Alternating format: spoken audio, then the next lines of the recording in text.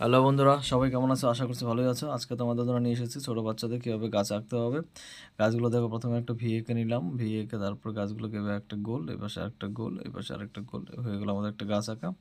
এরপরে আরেকটা সহজভাবে গাছ এঁকে দেবো। প্রথমে একটা ভি লিখে দিই, তারপরে গাছটাকে এভাবে করে নিলাম। এবার রং করার ক্ষেত্রে আমরা গাছের পাতাটাকে স্বাভাবিকভাবে আমরা গ্রিন কালার করে দেবো। এই উপরটাকে চারপাশে আমরা বর্ডার করে দিই, তারপর ভেতরটাকে আমরা গ্রিন কালার করে দিচ্ছি। কালারগুলোকে একদিক থেকে একদিকে আমরা ঘষবো। এভাবে করে আমরা গ্রিন কালারটা করলাম এবং গাছের গুঁড়িটাকে আমরা ব্রাউন কালার করব। এই যে ব্রাউন কালারটা আমরা এভাবে করে উপর থেকে নিচ ঘষে দিলাম।